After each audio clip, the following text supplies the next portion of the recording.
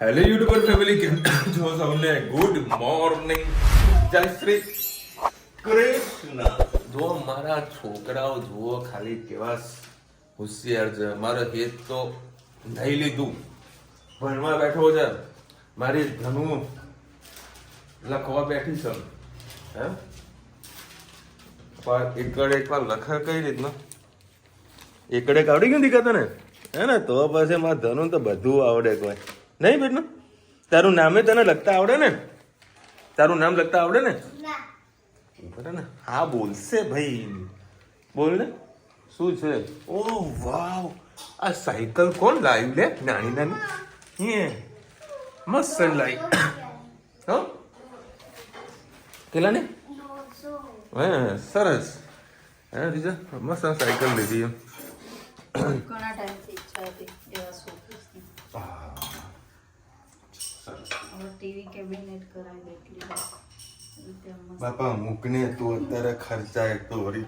આજે છે પુષ્પ નક્ષત્ર. હા હા હા, બધાના આજે પુષ્પ નક્ષત્રની ખૂબ ખૂબ શુભેચ્છા. આમ તો મારી એવી ઈચ્છા હતી કે રુચિતાને એક હાર સરસ બધાને અપાવું, પણ તમે બધા જાણો છો અત્યારે સિઝનનો ટાઈમ છે એટલે મને સમય મળતો નથી. કારણ કે 8 વાગે હું અહીંથી નીકળીશ, રાત્રે 12 વાગે 12 સાડા 12 વાગે ઘરે આવું. કાલે રાત્રે 2 વાગે ઊંઘ્યો અને સવારે 6:30 વાગે આંખ ખુલી ગયા. ઊંઘ પ્રોપર મળતી નથી. આમ તો ગણતરી રહેતી કે કઈ વસ્તુ આપણે આપીએ. સમયનો ભાવ છે. નેક્સ્ટ યર હવે પુષ્પ નક્ષત્રમાં નેક્સ્ટ યરમાં લેવાનું લેવાનું, પણ પુષ્પ નક્ષત્રમાં જ લેવું. તિથિ પુષ્પ નક્ષત્ર ખબર અને ધર્મોની આઠમ રાધા અષ્ટમી. આઠમ મારી ધર્મની આઠમ છે. આનું લખવાનું હોય ને એના કરતા તો આના બધા જે વેતરા હોય ને એ વધારે હોય. જો આમાં આખો કચરો કચરો ભરીને બેઠી છે, પણ તારે લખવાનું શું છે? તો કે 5 હોમવર્ક નહીં આપ્યું પછી મૂકવા જઈને કે બેનને કહેશે મારવાના. હા હોમવર્ક નહીં કરવા પછી કમ્પ્લેન કરવા રોજ જવાનું આપણે. ત્યાં જાઉં ને એટલે 4 છોકરીઓ બેઠી ખબર પડે કે મમ્મી આઈને બોલશે મેડમ મારતા નહીં. મારતા ઉપર રુચિ જાય ને એટલે કે બેન મારતા નહીં, લખવું પડે. મેડમ મારતા ના. અને અહીંયા આગળ ખાલી નાટક કરે છે કે હું લખવા બેઠી છું, તો લખશે કઈ નહીં, ખાલી અહીં કરવાનું બસ. હા એ પેલા એ દીધી ને નવી પેન્સિલ એટલે એના ઉપર લેવાય કે પપ્પા મને પેન્સિલ આપો, સવારમાં કે પપ્પા મને નવડાવો. ચલો આવી જાઓ. રેડી? ઓકે. કૃષ્ણ આજે આપણે બનાવીશું સુવાળી. સુવાળી માટે મેં લઈ લીધું છે ઘઉંનો લોટ અને મેંદાનો લોટ. મેં આ કપનું માપ લીધું છે. તમે જે માપ લો એક સરખું માપ લેજો. એક વાટકો ઘઉંનો લોટ, એક વાટકો મેંદાનો લોટ, એનાથી અડધી જેટલી ખાંડ, સહેજ પિંચ જેટલું મીઠું અને સહેજ ઘી. હવે આ બધું આપણે મિક્સ કરી લઈએ.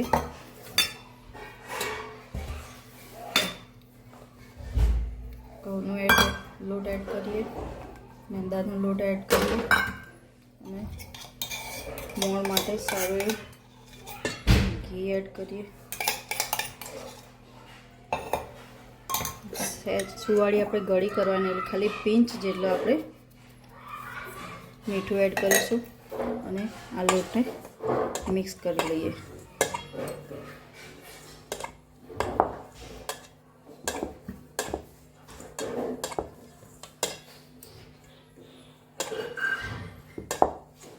બસ હવે થોડીક વાર આને રેસ્ટ આપી દઈએ. 5-10 મિનિટ ત્યાં સુધી આપણે સુવાળી માટે થોડું લોટ બાંધવા ગરમ પાણી મૂકીએ. સહેજે જે વાટકો લીધો તો એ વાટકાનું જ માપ આપણે સહેજ લઈશું ઓછું. હવે આપણે એડ કરીએ ખાંડ. ખાંડ આપણે ખાલી ગરમ થાય અને ઓગળી જાય એટલી જ મિક્સ કરવાની છે, વધારે મિક્સ નથી કરવાની. ચાસણી નથી બનાવવાની આપણે, ખાલી ખાંડ ઓગળી જાય એટલું જ મિક્સ કરવાનું છે.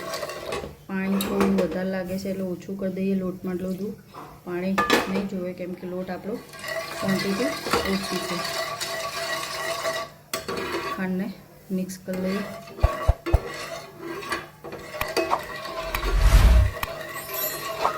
ખાંડ ઓગળે ત્યાં સુધી જ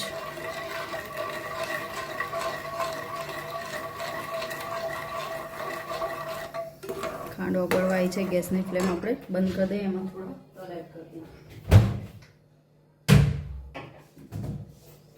તલ આમાં જોડે જ એડ કરશો એટલે તલ છૂટા નહીં પડે. બસ તલ એડ કરી દઈએ. નાઈને થોડું ઠંડુ પડવા દઈએ.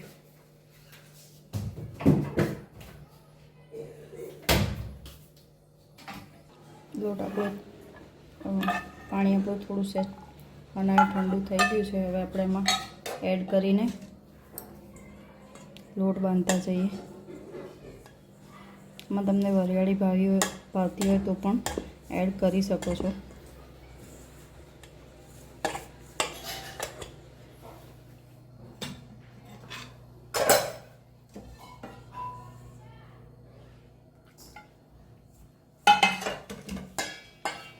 લોટ આપણો સરસ બંધાઈ ગયો છે. હવે થોડું ઘીનું મોણ નાખીને આપણે લુવા કરી લઈએ. એમાં તેલ એડ કરવું હોય તો તેલ પણ એડ કરી શકો છો.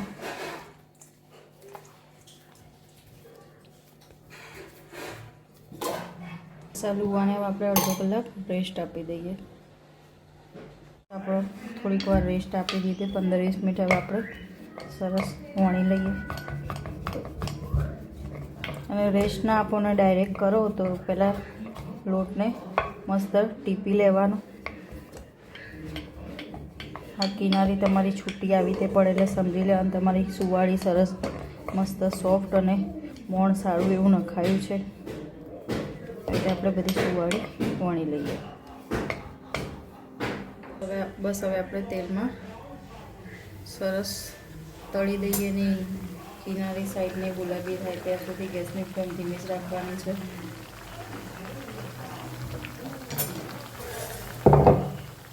તમે જોઈ શકો છો આપણી સરસ મજાની સુવાળી તૈયાર થઈ ગઈ છે. તમને મારી રેસીપી ગમી હોય તો ચોક્કસથી કમેન્ટમાં ડન લખીને મોકલજો. અને તમે પણ ટ્રાય કરજો. આવી સરસ મજાની સુવાળી ખાવાની મજા આવશે. આવજો. જય શ્રી કૃષ્ણ. જય શ્રી કૃષ્ણ. આજે આપણે બનાવવાના છીએ હાંડવો કઢૈયામાં. એના માટે મેં આ તૈયાર રેડીમેડ ખીરું લઈ લીધું છે. પેલા હોમમેડ ખીરું નથી ઉપયોગ કરતી, મેં હજી ટ્રાય નથી કર્યો. એ તમને કરીશ તો તમને રેસીપી જરૂરથી શેર કરીશ. હવે એમાં 2-3 લસણની કળી, મરચું અને દૂધી એડ કરું. દૂધી એડ કરીએ, પછી ધાણા એડ કરી દઈએ.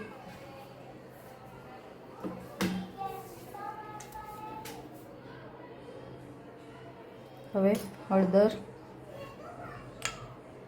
ધાણા જીરું, સહેજ હિંગ અને મીઠું એડ કરીશું.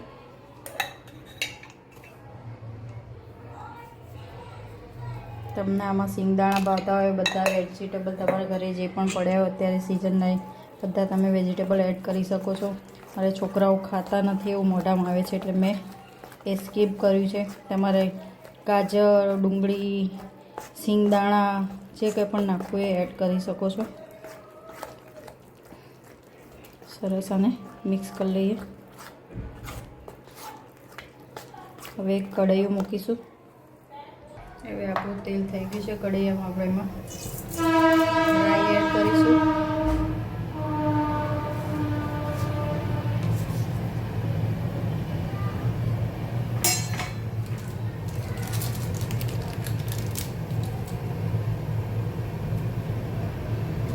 આમાં હું થોડો ઈનો એડ કરીશ. ફ્લફી સરસ આપણો હાંડવો થશે.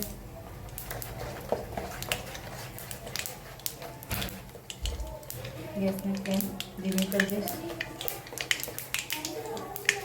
અને સેજ હાંડવામાં જ ગરમ તેલ એડ કરીશું.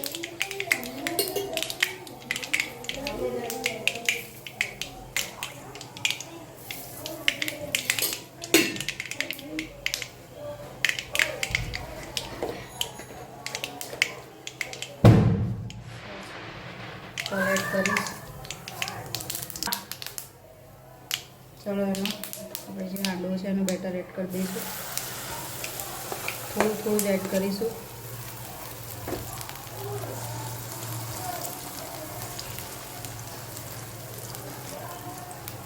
તેલ આપણું વધારે છે એટલે હાંડવો પહેલેથી જ ફૂલીને ઈનોના લીધે બહાર આવી ગયો છે, પણ સરસ પાકશે એટલે ખૂબ જ સરસ ટેસ્ટ આવશે.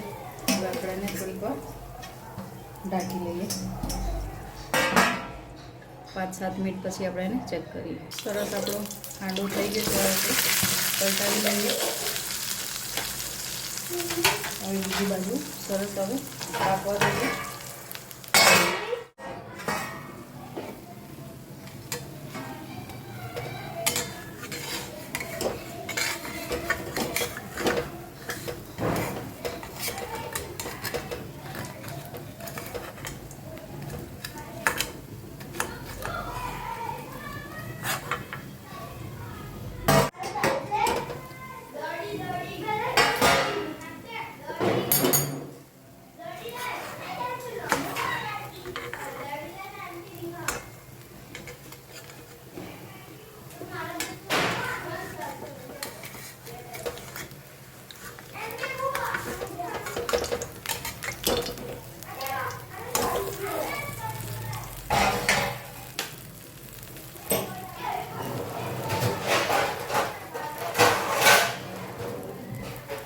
તમે જોઈ શકો છો બીજી બાજુથી પણ આપણો હાંડવો સરસ પાકી ગયો છે. હવે એને એક પ્લેટમાં કાઢી લઈએ.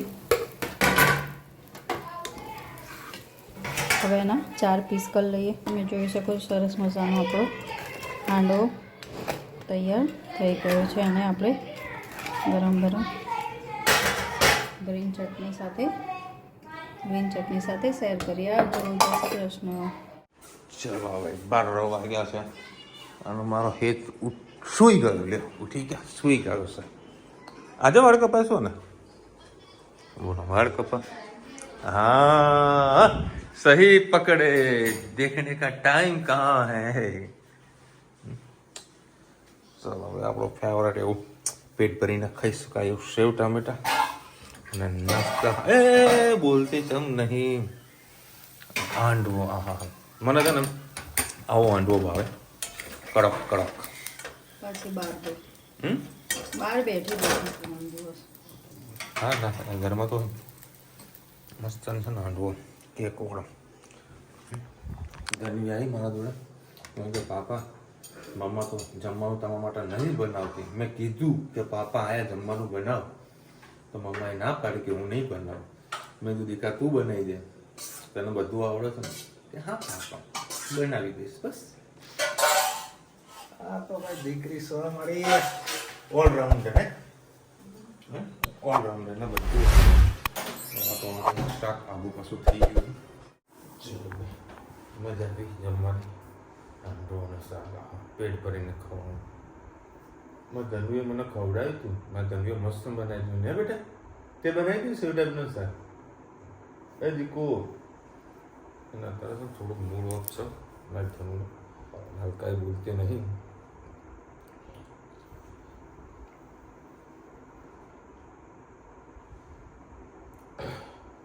આજે હેતલબેનના 2 સન, છોકરો છોકરીનો જન્મદિવસ છે. શિવાંશ અને શ્રીજા. શિવાંશ અને Shreeja, wish you many many many many happy return of the day. ખૂબ ખૂબ ખુશ રહો, મોજ મસ્તી કરતા રહો. અને દિવાળી પર આવો બધા. મને નાના બાળકો રમવાનો મને બહુ શોખ છે, મજા આવે મને. એ તો નાનું બાબુ આવવાનું રમાડીશ ને તું? અને તો કાંઈ બોલતી નહીં. એ બબ્બી બરોબર એને ઘેન ચડ્યું છે તનું ને. અને આવતીકાલે વિડીયોમાં રુચિતાએ પૂછ્યું હતું કે ભાઈ આ જે મેં વસ્તુ બનાવી છે એની રેસીપીનું નામ આપજો. તો બધા લખી, જયશ્રીભાઈની કોમેન્ટ આવે છે કાજુ પનીર રોલ નેમ રાખો. Right right, thank you thank you. ઓહે રામ. ચલો ભાઈ આજે આટલી કોમેન્ટ હતી. ગાયત્રીબેને બી કોમેન્ટ લખી છે અને કાલે વાંચીશું. ચલો મળીશું નવા વિડીયો સાથે, નવા મોજ મસ્તીની સાથે. ત્યાં સુધી અમને આપો રહેજો. જય હિન્દ, ભારત માતા કી જય. અને વિડીયો ગમે તો ફટાફટ લાઈક કરો, શેર કરો, સબસ્ક્રાઈબ કરવાનું ભૂલતા ને.